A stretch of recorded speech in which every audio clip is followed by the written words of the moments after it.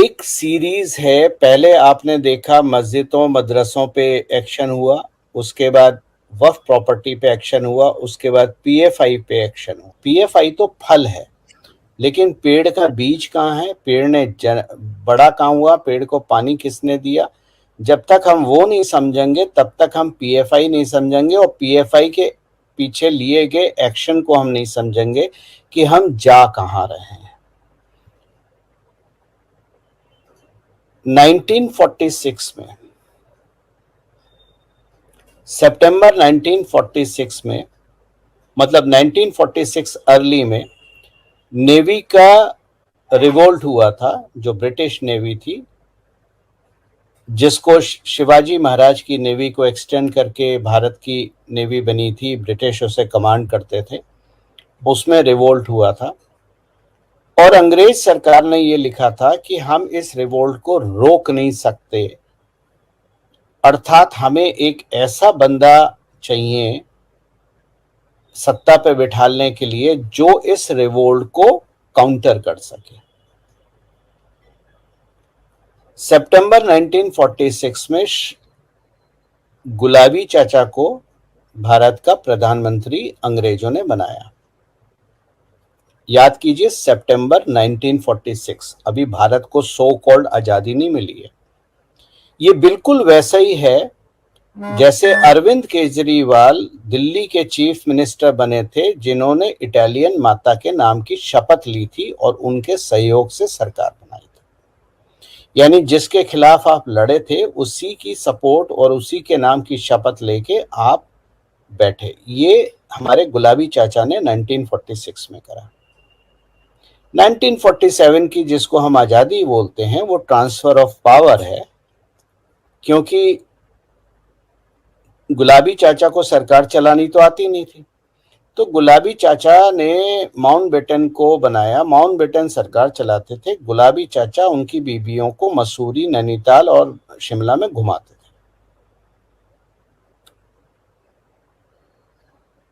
यहां से जब 15 अगस्त 1947,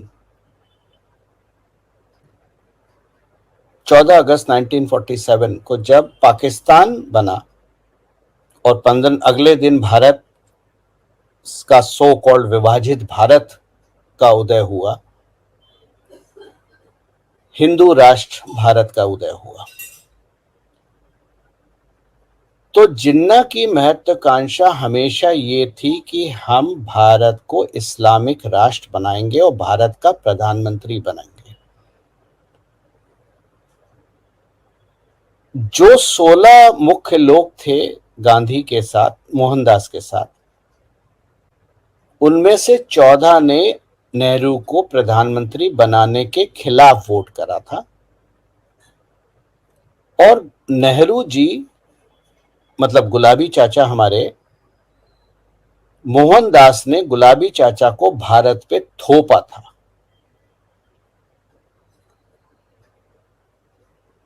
जिन्ना को ये चीज समझ में नहीं आई। एक आपको एक चीज बताऊं, एक सेकंड मेरे को दो, जरा मैं एक इंफॉर्मेशन निकाल लूं। श्योर, बिल्कुल। नहीं ठीक है। तो जिन्ना की सोच ये थी कि भारत को इस्लामिक राष्ट्र बनाना है, तो पाकिस्तान का जन्म ही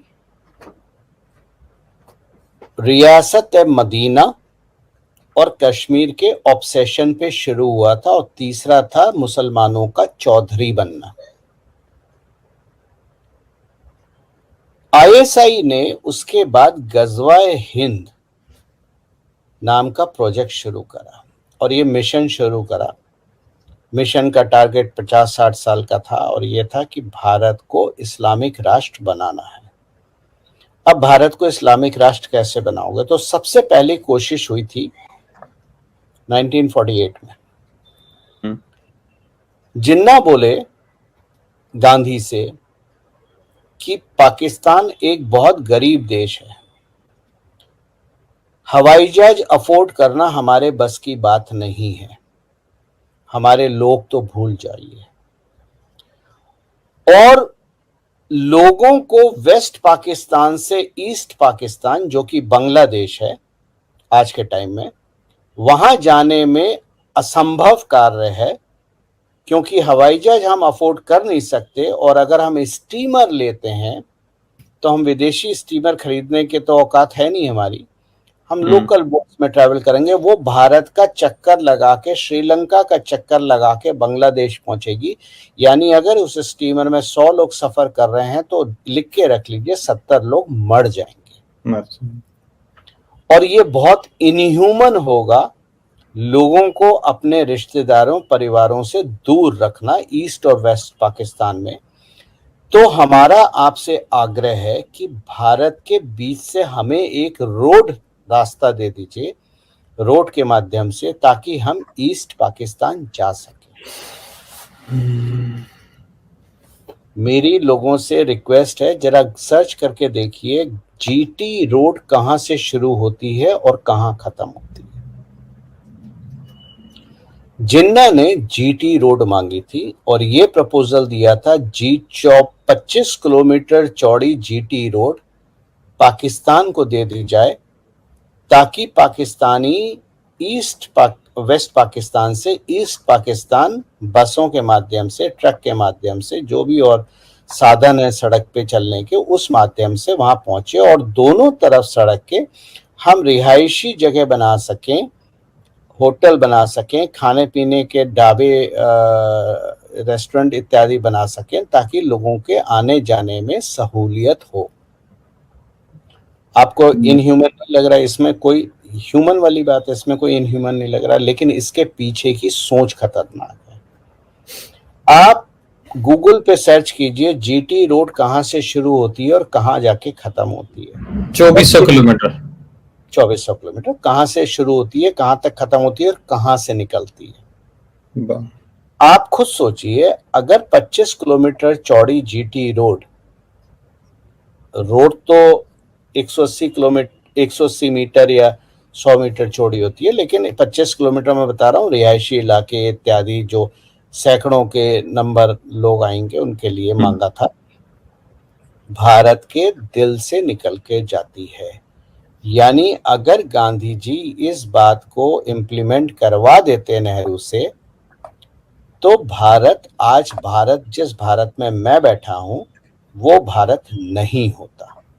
गजवाए हिंद सच हो चुका होता कई साल पहले, भारत नहीं होता। इसीलिए अराउंड 20 जनवरी 1948 को जब सारी चीजें फेल हो गई, गांधी को समझाने की बात फेल हो गई, तो गांधी ने ये कहा था कि मैं फरवरी के प्रथम सप्ताह में लाहौर आके अनशन करूंगा और जवाहर को मजबूर करूं, गुलाबी चाचा को मजबूर करूंगा कि गुलाबी चाचा इस चीज का अप्रूवल दें और इसको इम्प्लीमेंट करें। बहुत कोशिश करी, हर तरह से रिक्वेस्ट करी, पैरों पे पड़े गांधी मोहनदास के कि ऐसा काम मत करो, ये मत करो, ये देश के हित में नहीं है। मोहनदास नहीं माने। तो अल्टीमेटली ये था, मोहनदास को 2 हीरो को जो वो एंजॉय करते थे उसकी जगह वो 72 हीरो एंजॉय करें। लेकिन 20 जनवरी को जो ब्रेटा की रिवॉल्वर थी, पिस्टल थी, वो जाम हो गई, वो फायर नहीं कर पाई। फरवरी आने से पहले 72 हीरों के साथ उनकी पार्टी कंफर्म करनी थी, जो पार्टी कंफर्म करी गई। अब सवाल ये उठता है कि 30 को जब मोहनदास को गोली मारी तो लोग ये बोलते हैं कि श्री नाथूराम गोडसे ने गोली मारी। वहां पर न्यूयॉर्क टाइम्स और इत्यादि के जर्नलिस्ट जो थे वहां पर, उन्होंने बताया 3 गोली चली। ऑर्डिनरी जो लोग थे उन्होंने बताया 4 गोली चली। तो सवाल यह है कि मोहनदास को गोली किससे लगी थी? आपको जान के हैरानी होगी, नेहरू जी ने, गुलाबी चाचा ने, वो फाइल आज तक बंद करके रखी और उस पर ना कभी इन्वेस्टिगेशन हुआ, ना पोस्टमार्टम हुआ, ये पता करने के लिए कि गोलियां लगी तो कौन सी लगी और वो किसकी रिवॉल्वर से आई। श्री नाथूराम गोडसे की रिवॉल्वर से निकली हुई थी या किसी और से निकली हुई थी। तो खैर गजवा हिंद का पहला अटेम्प्ट श्री नाथूराम गोडसे ने नलीफाई कर दिया। अब आगे जुनून तो पाकिस्तान को हमेशा था कि हमें गजवा हिंद करना है, हमें भारत को कंट्रोल करना है। आप गजवा हिंद का मैप उठा के देखिए, आप हिल जाएंगे, गूगल पे सब कुछ है। फिर ये चीज आगे चली और आगे चल के, मैं थोड़ा रश कर रहा हूं, ठीक है ना, बीच में बहुत सारे छोटे मोटे इवेंट में छोड़ दे रहा हूं। आगे चल के पाकिस्तान ने इसको कई एंगल से अटैक करने की कोशिश करी कि गजवा हिंद पाकिस्तान जानता था भारत पे हमला करके नहीं ले सकता, भारत की फौज का मुकाबला आज से 70 साल पहले भी नहीं कर सकता था, और आजकल तो बात ही छोड़ दो। पाकिस्तान जानता है कि उसकी जो फाइटिंग स्पेस है वो मात्र 600-700 किलोमीटर की लंबी है, इससे ज्यादा वो फाइटिंग स्पेस पाकिस्तान के पास नहीं है, जबकि भारत के पास उससे 20 गुना बड़ी जमीन है हमला करने के लिए। तो वो पाकिस्तान से यह पैरिटी नहीं बैठती है, तो वो पाकिस्तान भारत से कभी भी हैंड टू हैंड वॉरफेयर में जीत ही नहीं सकता, चाहे वो कितना भी एडवांस क्यों ना जाए, चाहे वो F-16 ले ले, Su-30 ले ले, कल को S-400 भी लेके लगा ले, वो कुछ नहीं कर सकता। पाकिस्तान ने और माध्यम मिलिट्री एक्शन छोड़ के बाकी सारे माध्यम को उठाया, जिसमें आपकी अमन की आशा का है, बॉलीवुड का है, क्रिकेट का है, नेताओं को अपने आप बुला के उनको एक्सपेंसिव गिफ्ट दे के, इंटेलेक्चुअल्स को बुला के, वो माध्यम है। आज के टाइम में इंफॉर्मेशन वॉरफेयर है, जिसमें सोशल मीडिया है, GHQ जो है वो पूरी तरह से सोशल मीडिया, ट्विटर और इत्यादि कंट्रोल करते हैं। और आप देख लीजिए, आप मैप उठा के देख लीजिए, मैं कोई चीज़ नई नहीं बोल रहा हूँ। अरविंद केजरीवाल, कांग्रेस, समाजवादी पार्टी, इनके मैक्सिमम ट्वीट्स और फेसबुक पोस्ट पाकिस्तान से होती हैं, भारत से नहीं होती हैं। इसी कड़ी में तो ये गजवा हिंद का जब चल रहा था, कम्युनिस्ट के साथ मिला। यहां एक चीज मैं बोलना चाहता हूं, 1991 में जब USSR टूटा और रशिया बना, तो जो कम्युनिस्ट की यार्डस्टिक थी वो चाइना के हाथ में चली गई, यानी कम्युनिस्ट का चौधरी चाइना बन गया। CIA का रोल पाकिस्तान में था, अफगानिस्तान में नहीं था, जिसको CIA ने रशिया, USSR को तोड़ के रशिया जब बना तो अफगानिस्तान में, और वहां से अफगानिस्तान वॉर शुरू हुई। क्योंकि बहुत सारे लोगों को ये जानकारी नहीं होगी कि अफगानिस्तान ओरिजिनली एक कम्युनिस्ट नेशन था, इस्लामिक नेशन नहीं था। जब अमेरिका ने इन्वेड करा तब ये इस्लाम, क्योंकि तालिबान को खड़ा तो अमेरिका ही ने करा है, कोई रशिया ने या भारत ने तो नहीं करा। तो ये चीज जब आगे बढ़ी और पाकिस्तान को लगा कि अब हमें एक्शनेबल चाहिए कुछ, तो इन्होंने कम्युनिस्ट के साथ हाथ मिलाया। और वहां से दो चीजें उन्होंने कंट्रोल करी, कम्युनिस्ट और ISI ने मिलके, ISI बैकिंग से। वो थी भारत का एजुकेशन सिस्टम, चाहे वो प्राइमरी स्कूल हो या आपके वाइस चांसलर हो यूनिवर्सिटीज में इत्यादि, जहां पर कम्युनिस्ट सोच आई। और दूसरा इन्होंने कंट्रोल करा बॉलीवुड को, जहां बॉलीवुड में इनको एक चीज समझ में आ गई कि अगर भारत को गजवा हिंद सक्सेसफुल बनाना है तो सबसे पहले हिंदुओं को तोड़ना जरूरी है, और हिंदुओं की विचारधारा तोड़नी जरूरी है। उनकी जो श्रद्धा है, उनकी जो आस्था है सनातन धर्म में, उस आस्था को तोड़ना जरूरी है। क्योंकि जब तक आप घर में परिवार के सदस्यों में चीर-फाड़ नहीं करो, तोड़ो ना, तब तक आप परिवार नहीं तोड़ सकते।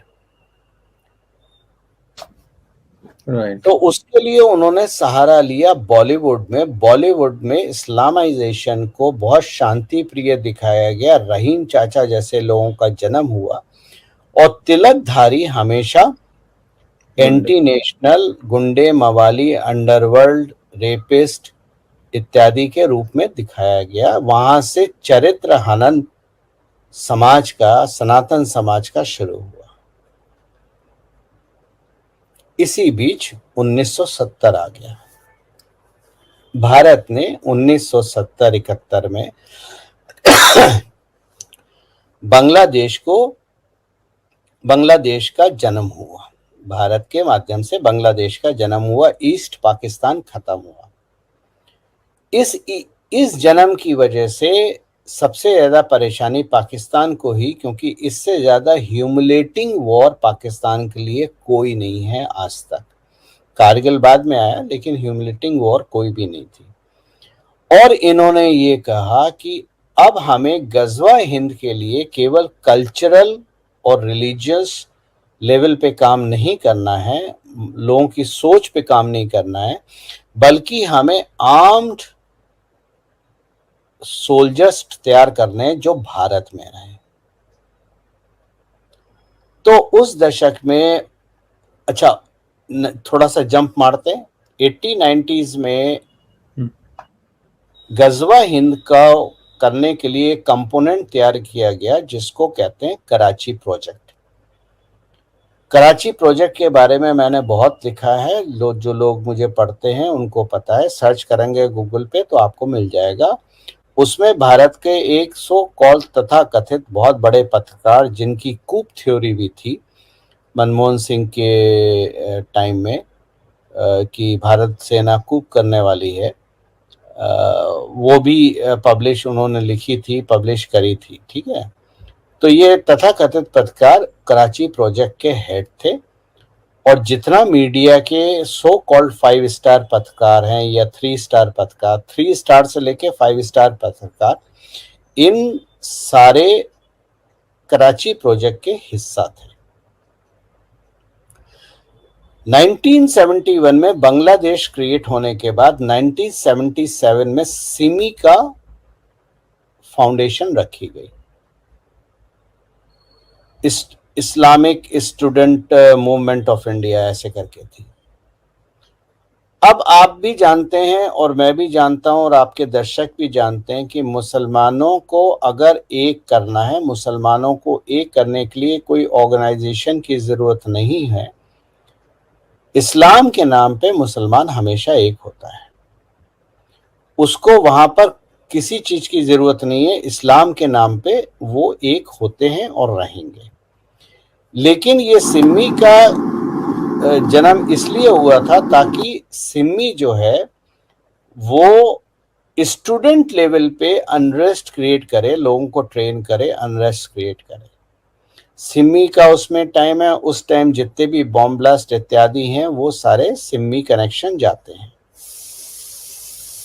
2014 जनवरी में सिमी को कांग्रेस सरकार ने बैन करा ताकि हिंदू वोट मिले, और सिमी का नाम हर जगह आने लगा था।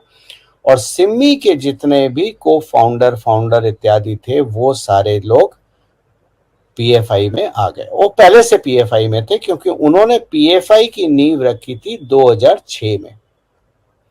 2006 में किसकी सरकार थी? कांग्रेस की। 77 में किसकी सरकार थी? कांग्रेस की। तो इन सब चीजों का जन्म जो हुआ है हमेशा कांग्रेस की सरकार में ही हुआ है। तो पीएफआई क्रिएट हुआ, और पीएफआई का role people fronts of India था। उन्होंने जानबूझ के इस्लामिक वर्ड उसमें से निकाला, नहीं रखा, और उसका कारण ये था ताकि कम्युनिस्ट और इस्लामिस्ट, रेडिकल इस्लामिस्ट दोनों मिलके भारत के खिलाफ काम कर सके। अब यहाँ कम्युनिस्ट कौन है? चाइना। इस्लामिस्ट कौन है? आईएसआई पाकिस्तान। तो ये दोनों मिलके भारत के खिलाफ काम कर सके और गजवा हिंद का उद्घोष कर सके। अब आप भी जानते हैं ऐसी चीजें करना आसान नहीं होता है। थोड़ा इतिहास, ये तो एक ट्रैक हो गया, एक और ट्रैक आपको समझाता हूं, थोड़ा सा इतिहास में जाए। 1993 में भारत में दो राजधानियां हैं। हमारी पॉलिटिकल राजधानी दिल्ली है, लेकिन हमारी आर्थिक राजधानी मुंबई है। ये आज है, कल ये रहेगा नहीं रहेगा मैं नहीं कह सकता, क्योंकि आर्थिक हम कहीं और लेके जाने चाह रहे हैं और उसकी हम कोशिश कर रहे हैं। उस कदम पे हम बढ़ रहे हैं, मैं ये नहीं कहूंगा कोशिश कर रहे हैं, उस पे हमने चलना शुरू कर दिया है। खैर, 1993 में मुंबई के बम ब्लास्ट होते हैं।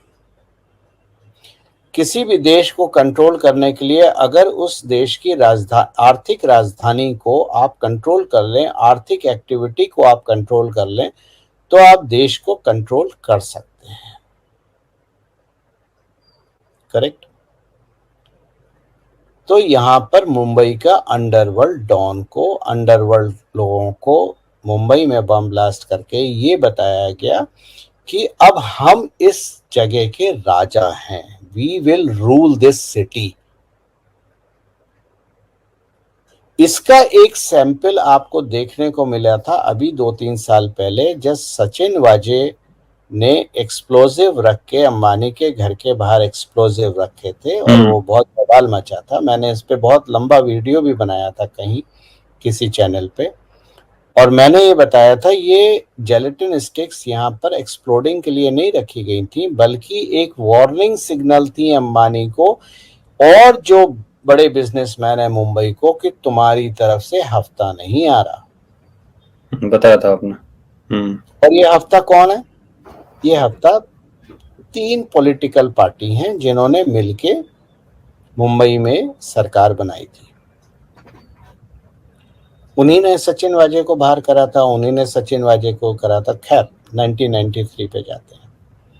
1993 के बाद, बम ब्लास्ट के बाद, एक व्यक्ति का जन्म होता है जिसका नाम है अब्दुल करीम तेलगी, जो आज के सोशल मीडिया एक्सपर्ट हैं, सुबह शाम मोदी को एडवाइस देते हैं, सुरमा भोपाली हैं। इन लोगों का शायद जन्म भी नहीं हुआ था।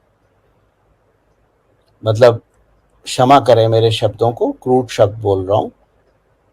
इनको अपने पजामे का नाड़ा बांधना नहीं आता था जब तेलगी के स्कैम को हम लोग देख रहे थे। स्कैम क्या था? स्कैम ये था कि स्टैम्प पेपर प्रिंटिंग। भारत में बहुत बड़ा देश है, जुडिशरी स्टैम्प पेपर की बहुत डिमांड रहती है। हर छोटे बड़े काम में एफिडेविट देना पड़ता है, डीलिंग में एफिडेविट देना पड़ता है, अरबों खरबों का बिजनेस होता है। तेलगी ने फर्जी स्टैम्प पेपर छापने शुरू करे, बनाने शुरू करे, जो कि स्पेशलाइज वाटर मार्क पेपर होता है इत्यादि। इंक भी स्पेशल होती है उसकी। और जब तेलगी अरेस्ट हुआ, अरेस्ट कहां से हुआ? बैंगलोर से। जब तेलगी अरेस्ट हुआ, कौन से ईयर में अरेस्ट हुआ? 2003 में। 2003 में सरकार किसकी थी? कांग्रेस। नहीं, 2003 में? हाँ, अटल जी की। ओ राइट, कुछ सालों के लिए। यस, ठीक है, अटल जी की सरकार थी। तो 2003 में जब वो अरेस्ट हुआ और उसका नार्को टेस्ट कराया गया, उसने नार्को टेस्ट में एडमिट करा कि वो स्टैम्प पेपर घोटाले से कमाए हुए पैसे का काफी बड़ा हिस्सा श्री काका जी को देते हैं। काका जी कौन थे? काका जी उस समय के चीफ मिनिस्टर थे महाराष्ट्र के। महाराष्ट्र। आज अब आपको समझ में आ रहा, कनेक्शन समझ में आ रहा है आज काका जी का रोल? मैं आपसे काका जी के बारे में पूछने ही वाला था, बट हाँ बताइए। PFI के 25 लोग महाराष्ट्र से अरेस्ट हुए हैं, केरल से नहीं हुए, महाराष्ट्र से अरेस्ट हुए हैं। 20 लोग कर्नाटक से अरेस्ट हुए हैं। कर्नाटक में 175 PFI के केसेस, PFI लोगों पे जो केसेस थे उसको सिद्धरामैया, कांग्रेस के सिद्धरामैया ने वापस करने की बात करी थी। अब आपको समझ में आ रहा है कि सारी पॉलिटिकल पार्टियां बिना आगे पीछे देखे हुए पीएफआई को क्रिटिसाइज क्यों करना शुरू कर दिया सडनली, क्योंकि सबका हाथ पीएफआई के साथ था। तो अपने हाथ पॉलिटिकली सबसे ज्यादा झाड़ने बहुत जरूरी थे। अब आपको समझ में आया कि अपोजिशन इतना डेंजरस क्यों है। Yep. गजवा हिंद के हिस्से पत्रकार, टीवी, क्रिकेट, बॉलीवुड, अमन की आशा के torch bearer, so called intellectual, ये सब गजवा हिंद के हिस्सेदार थे। जब अटल जी की सरकार थी, जब तेलगी स्कैम इन्वेस्टिगेट हुआ, तब ये डिसाइड हुआ कि ये जो फेक प्रिंटिंग है, फेक प्रिंटिंग दो तरह से होती है, एक स्टैम्प पेपर और दूसरा करेंसी नोट। इस फेक प्रिंटिंग नेक्सस को तोड़ना है। तो गजवा हिंद को फ्लॉप करने में दो वर्दीधारी लोगों का बहुत बड़ा योगदान है। मतलब उनके तो चरण धो धो के हमें पीना चाहिए। एक वर्दीधारी शहीद हो चुका है, दूसरा अपना काम कर रहा है।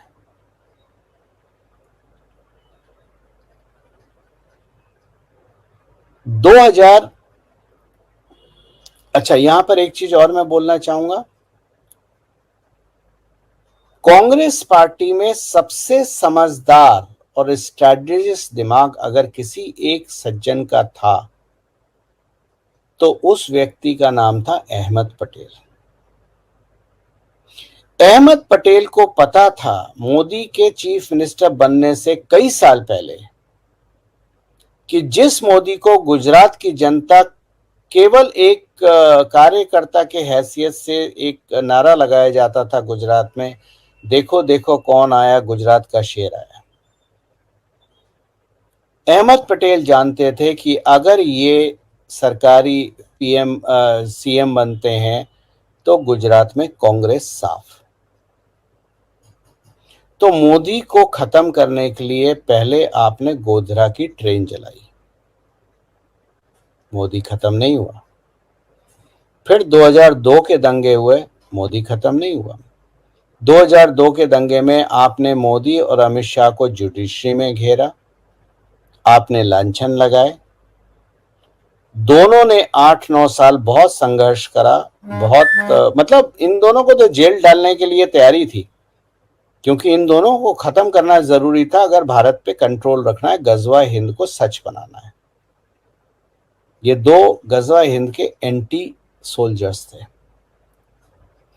फिर आप इशरत जहां को लेके आए, वो भी फेल हो गया। इशरत जहां को भी एलिमिनेट कर दिया एटीएस गुजरात ने, आपने वो थर्ड परसेप्शन भी खत्म कर दिया। उसके बाद मोदी जी का एक ट्रिप मुंबई का था, जहां मारने के लिए उनको मारने के लिए 2-4 लड़कों को ट्रेन किया गया था पाकिस्तान में। अच्छा, पाकिस्तान में इस तरह के लोग बड़ी आसानी से मिल जाते हैं, क्योंकि वहां पर बहुत गुर्बत है, बहुत गरीबी है। 5-10 हजार के लिए एक दूसरे का मर्डर करना मुश्किल नहीं होता है, और इस तरह के लड़के सस्ते मिलते हैं। ट्रेनिंग आपको देनी नहीं पड़ती है, क्योंकि आतंकवादियों की ट्रेनिंग हमेशा ये होती है ए से बी तक जाना है। वो सोल्जर्स नहीं होते हैं, उनको एक टास्क के लिए ट्रेन करा जाता है। अगर वो टास्क डाइल्यूट हो जाए तो वो सारी ट्रेनिंग बेकार हो जाती है, वो फिर किसी लायक नहीं रहते, वो शेल्फ लाइफ उनकी बहुत कम होती है। पाकिस्तान ने अजमल कसाब को ट्रेन करा मोदी को एलिमिनेट करने के लिए। मोदी का गुजरात का दौरा कैंसिल हो गया। अब आप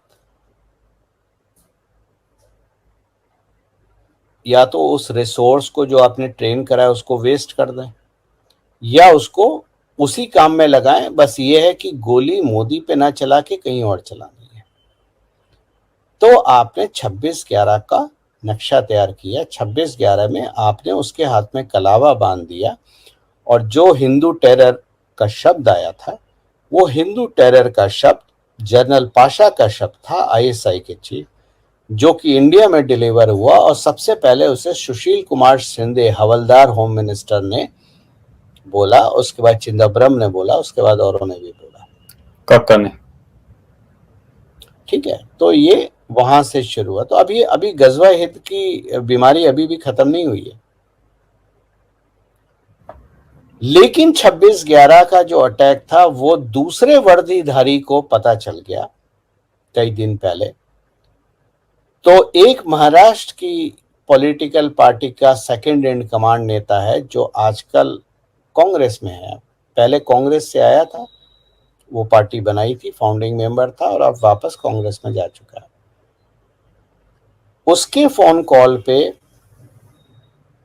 इस वर्दीधारी को अरेस्ट किया गया, और क्योंकि इसको हम डायरेक्टली अरेस्ट नहीं कर सकते किसी और एक्टिविटी में, तो बहाना लिया गया मालेगांव ब्लास्ट, और उसको रिलीजियस रंग देने के लिए 2 हिंदू संतों को भी उसके साथ पकड़ा गया और इसको पूरी तरह से हिंदू टेरर का रूपरेखा दी गई और हिंदू को टेररिस्ट बता के अरेस्ट किया गया। इस पे मैंने 2016 में पूरा ब्लॉग लिखा है। मेरी बहुत लंबी ट्वीट सीरीज भी हुई थी, शायद 100-200 ट्वीट की, वो मैंने पूरी ब्लॉग में डाल दिया, आप लोग पढ़ लीजिएगा वहां पर। तो ये 26/11 की कहानी गजवा हिंद की। इस वर्दीधारी का जो असली काम था वो 26/11 का काम नहीं था। 26/11 की तो एक बोनस इंफॉर्मेशन आई थी जो इसको पता थी, इससे पहले उस इंफॉर्मेशन पे काम हो और 26/11 फ्लॉप हो, उसको जेल में डाल दिया गया। लेकिन असली काम इस बंदे को टास्क किया गया था तेलगी के अरेस्ट होने के बाद, और वो टास्क करा गया था जो मैंने अभी बताया कि फर्जी करेंसी का।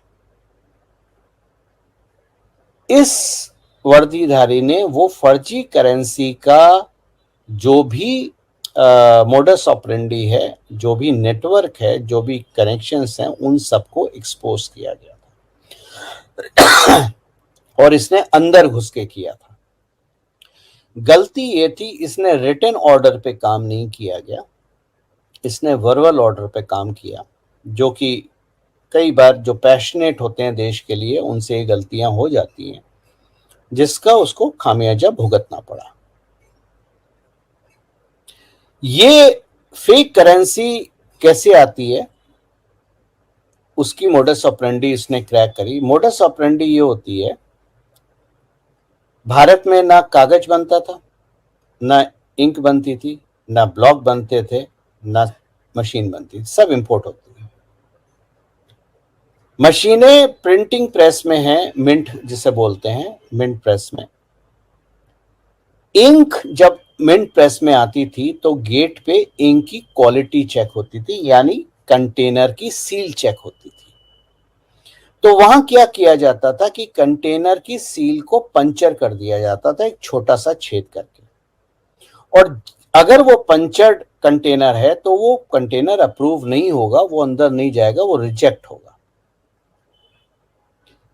वहां से वो रिजेक्ट होता था, जिसको ये नक्सेस, जिसमें महाराष्ट्र की एक पॉलिटिकल पार्टी इन्वॉल्व है, उसके सरगना इन्वॉल्व हैं, वो उस पंचर्ड कंटेनर को प्रिक्योर करते थे। पेपर क्योंकि बाहर से आता था, पेपर का सप्लायर वही बंदा था जो IC 814 में बैठा हुआ था जब वो प्लेन हाईजैक हुआ था, जिसकी इंफॉर्मेशन नॉर्थ ईस्ट के एक स्टेट को थी, एडवांस थी, कि नेपाल से हाईजैक होगा। लेकिन अटल जी की केंद्र सरकार को ये इंफॉर्मेशन पास नहीं करी गई। बाद में इतने लोगों को 5 स्टार पत्रकारों द्वारा रुला रुला के इमोशनल ड्रामा, आपने देखा था NDTV पे, जो उस टाइम लोग थे उन्होंने देखा था वो ड्रामा NDTV पे कैसे हुआ था और बरखा दत्त ने क्या रोल प्ले करा था। वहां उस आदमी को छुड़वाया गया, पेपर वही सप्लाई करता था। मिंट प्रेस, अब आती है प्रिंटिंग प्रेस। प्रिंटिंग प्रेस और ब्लॉक को खराब दिखा के उनको डिस्कार्ड करा जाता था, जिसको ये लोग प्रिक्योर करते थे। बाद में करेंसी नोट छापने के बाद उस पे ब्लैक कलर का केमिकल ट्रीटमेंट करते थे ताकि पेपर ब्लैक दिखे, उस पे प्रिंट करा हुआ कुछ ना दिखे, और उसको भारत के विभिन्न हिस्सों में भेजा जाता था जहां पर सो कॉल्ड पीएफआई सिम्मी के लोग होते थे, या क्योंकि इस सारे काम में मुसलमान ही इन्वॉल्व थे ज्यादातर, फुट सोल्जर्स। वहां पर रिवर्स केमिकल ट्रीटमेंट किया जाता था पेपर को, और वो currency notes, fake currency note को साफ किया जाता था, फिर काट के बंडल बना के और उनको मार्केट में डिस्ट्रीब्यूट करा जाता था। ये वो बीच था, ये वो इन्वेस्टिगेशन था उस वर्दरधारी का जिसको मैं बीच बोलता हूं डीमोनेटाइजेशन का। डीमोनेटाइजेशन का बीच यहां था। तो बहुत सारे लोगों को लगता है कि ये हवा में बात करते हैं, मोदी कुछ सोच के नहीं काम करता। नहीं, अटल जी ने शुरू करा, मोदी जी ने खत्म करा। ये पहला अटैक था गजवा हिंद पे मैसिव स्केल में किसी सरकार द्वारा, क्योंकि at the end of the day it is the money which counts.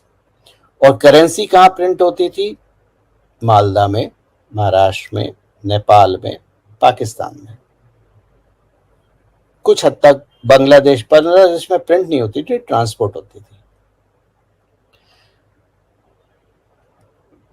खैर, इस वर्दीधारी को जेल हो जाती है, वर्दीधारी बाहर आता है कई साल बाद। वर्दीधारी मेरा बहुत परम मित्र है, कोलिग्स भी हैं। दूसरा टास्क था, एक फल तो हमने तोड़ दिया, अब दूसरा फल था पीएफआई। तो जब लोग बोलते थे पीएफआई पे एक्शन क्यों नहीं हो रहा है, मोदी सो रहा है, अमित शाह निकम्मा है, नकारा होम मिनिस्टर है, कुछ नहीं करता, तो मैं हमेशा एक ही रिप्लाई देता था, हैव पेशेंस, धैर्य रखो। क्योंकि हमेशा जब ना आपके हार्ट की आर्टरीज में ब्लॉकेज हो जाता है ना, तो दो तरीके होते हैं। एक होता है बाईपास सर्जरी, वो ब्लॉकेज वाला पार्ट काट दिया जाता है, और एक बाईपास बनाया जाता है जिसकी नस आपके टांग से निकाली जाती है और आपका बाईपास क्रिएट करा जाता है ताकि ब्लड फ्लो के लिए। ये ऑपरेशन है। दूसरा तरीका होता है, एक बैलून इन्फ्लेट करा जाता है और वो बैलून ब्लॉक एरिया में जाके ब्लॉक को खुरेज के खत्म करता है और वहां पर स्टंट लगा दिया जाता है। ये ज्यादा कारगर तरीका माना गया। कहने का अर्थ ये है कि जब तक आप इन्फिल्ट्रेट नहीं करोगे, जैसे आईएसआई का इन्फिल्ट्रेशन भारत में हर जगह, सरकार में भी है, फौज में भी है, मीडिया में तो है ही, पूरी तरह से सब दिख रहा है। तो ऐसे ही हाँ, कुछ लोगों ने पीएफआई में इन्फिल्ट्रेट करा और इसको काफी हद तक मॉनिटर करते रहे, नेटवर्क ढूंढते रहे, मनी ट्रेल ढूंढते रहे, कौन पैसा लेता है, किसको पैसा दिया जाता है, कौन काम करा जाता है। आपने एक सोशल मीडिया पे एक मेजर की कहानी बहुत घूमती है कि वो मेजर टेररिस्ट के साथ में घुस गया था और टेररिस्ट के साथ उठता बैठता था, चाहता था, और क्रिटिकल टाइम पे उसने 2 टेररिस्ट को मारा। उसके बाद उसकी आइडेंटिटी डिस्क्लोज हो गई और फिर वो उसको भी मार दिया गया, मेजर भी शहीद हो गया। ऐसा आप सुनते हैं। कोई भी इफेक्टिव ऑपरेशन इन्फिल्ट्रेशन के बिना नहीं होता है। दुश्मन भी इन्फिल्ट्रेट करता है, हम भी इन्फिल्ट्रेट करते हैं, ठीक है ना। ये दुनिया का तरीका है। ये भारत की ही एजेंसी नहीं, दुनिया की हर एजेंसी इस तरह से काम करती है। जैसे एक सज्जन है जो भारत के फाइनेंस मिनिस्टर बनना चाहते हैं काफी टाइम से। अब फाइनेंस मिनिस्टर क्यों बनना चाहते हैं, उसका एक रीजन है, क्योंकि भारत में चाहे डिफेंस मिनिस्ट्री हो, चाहे स्पेशल ऑपरेशन डिप्लॉयमेंट हो, चाहे special arms, secret arms, confidential arm खरीदे जाएं या टेक्नोलॉजी डेवलप करी जाए, फाइनेंस मिनिस्ट्री के पास हर तरह की फाइल होती है। यानी अगर आप फाइनेंस मिनिस्ट्री में बैठे हो तो आपको भारत की हर एक्टिविटी, हर मिनिस्ट्री, हर डिपार्टमेंट की एक्टिविटी आपको पता हो सकती है अगर आप पता करना चाहो तो। इसलिए फाइनेंस मिनिस्ट्री मोदी सरकार में अरुण जेटली को दी गई, क्योंकि बहुत कॉन्फिडेंशियल दोस्ती है दोनों की, बहुत पुरानी दोस्ती है, कॉन्फिडेंस था एक दूसरे पे। और बाद में निर्मला सीतारमण को दी गई। मेरिट बाद में आती है, पहले लॉयल्टी आती है। यहां पर मेरिट और लॉयल्टी दोनों मिल जाए तो फिर मजा आ गया, जो कि अरुण जेटली के टाइम में था। तो जब शाहीन बाग का केस हुआ, अब आप हाथरस का केस हो, मथुरा का केस हो, रेप का केस हो, इंसर्जेंसी का केस हो, राइट्स का केस हो यूपी में और बिहार में और जगह भारत में, पीएफआई का फुटप्रिंट हर जगह दिखा है। फेक करेंसी का हो, पीएफआई का फुटप्रिंट हर जगह दिखा है। यानी हम जब शाहीन बाग केस में लोग जो अमित शाह जी को निकम्मा नकारा बोल रहे थे, ये जवाब है मेरा वो ट्वीट जो आपने शो से पहले दिखाया कि हम अपने काम पे थे। आयुर्वेद में बीमारी को पहले उभारा जाता है, बाद में उसका ट्रीटमेंट किया जाता है, क्योंकि जब तक बीमारी उभरेगी नहीं तब तक पता ही नहीं चलेगा हम ट्रीटमेंट क्या कर रहे हैं। इसीलिए इसी इनपुट पे ये मेरा ट्वीट था कि अब शाहीन बाग की बात पीएफआई का अगला टारगेट क्या है, और पीएफआई की Shaheen Bagh success, Shaheen Bagh success PFI की अपनी वजह से नहीं थी। पीएफआई की सक्सेस शाहीन बाग में हमने करवाई थी, हमने उसको आंखें बंद करी थी और उसको मॉनिटर करा था कि वो कहां पर काम कर रहे हैं। क्योंकि जब तक हमें नेटवर्क पता नहीं चलेगा हम अटैक कहां करेंगे। इन्हीं सब का निचोड़ ये है कि पूरी तरह से जब 2 दिन पहले पीएफआई पे कांड हुआ तो वो नेशन वाइड कांड हुआ, और वो नेशन वाइड प्लानिंग हुई और सर्जिकल स्ट्राइक पीएफआई पे करी गई थी। मैंने पहले भी बोला था अगली सर्जिकल स्ट्राइक भारत में होगी, और वो सर्जिकल स्ट्राइक का मतलब था इस तरह के लोग। अब आप देखो, जो एक गजवा हिंद में सबसे बड़ा एक कंपोनेंट था वो लैंड का था। वक्फ प्रॉपर्टी का लैंड का कब आया लॉ? 1995 में। सरकार किसकी थी? कांग्रेस। शाहबानो के केस को, सुप्रीम कोर्ट के केस को पलटा किसने? राजीव गांधी ने। सरकार किसकी थी? Congress. Right to worship act कब आया था? सरकार किसकी थी? कांग्रेस। तो गजवा हिंद का एक कंपोनेंट कांग्रेस भी है, और वो एक परिवार है जो इस तरह से जुड़ा हुआ है। क्या कनेक्शन है परिवार का पाकिस्तान के साथ? एक पत्रकार हैं बड़ी महान, मैं तो उन्हें महान नहीं मानता, अंग्रेजी बड़ी ऑक्सफोर्ड स्टाइल में बोलती हैं, उनका नाम है तवलीन सिंह। तवलीन सिंह के बेटे को भारत में आने के लिए वीजा कैंसिल हुआ था, अभी 1-2 साल पहले की बात है, 2-3 साल पहले की बात है, और बड़ा उन्होंने जहर उगला था, और उनके बेटे ने भारत की सरकार, मोदी सरकार के खिलाफ जहर उगला था। कभी तवलीन सिंह से ये अच्छा, तवलीन सिंह के बेटे का नाम भी तासीर है, उसके पिता का नाम सलमान तासिर है, जो पाकिस्तानी बिजनेसमैन था। कभी तवलीन सिंह से ट्वीट करके पूछना कि आपका और सोनिया गांधी का 36 का आंकड़ा क्यों है? कहानी वहीं पर है।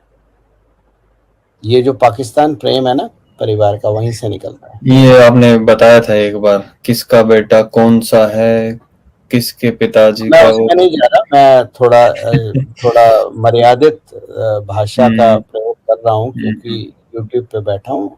कुछ लोग, आप लोग भी रिसर्च कीजिए, तो जब खुद रिसर्च करते हैं तो चीज़ें जल्दी समझ में आती हैं। बाकी बुद्धि तो आपकी है, मेरी तो है नहीं, तो आप जैसा इस्तेमाल करें। तो आज जो आप पीएफआई पे एक्शन देख रहे हैं, ये हमारी एजेंसियों का 8 साल की कड़ी मेहनत है। कई बार कड़वा घूंट पी के हमें चुप रहना पड़ा, क्योंकि हम रिएक्ट नहीं कर सकते थे।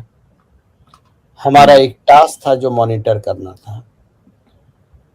इस बात से 2 चीजें साबित होती हैं। पहली चीज तो ये साबित हो, 3 चीजें कह लीजिए, कि मैं जो लिखता हूं वो बहुत सोच समझ के लिखता हूं, और आने वाले वक्त में वही सच होता है। दूसरी चीज, हमारी एजेंसीज और सरकार पे शक करना छोड़ दो, एडवाइस करना छोड़ दो। और तीसरी बात, ये जो सूरमा भोपाली, ब्लू टिक होल्डर, रायता विंग इत्यादि हिंदूवादी, कट्टर हिंदूवादी इत्यादि कट्टर झट्टर हिंदू जो हैं सोशल मीडिया पे ज्ञानचंद, रायचंद सुबह उठ के मोदी सरकार को एडवाइस देते हैं,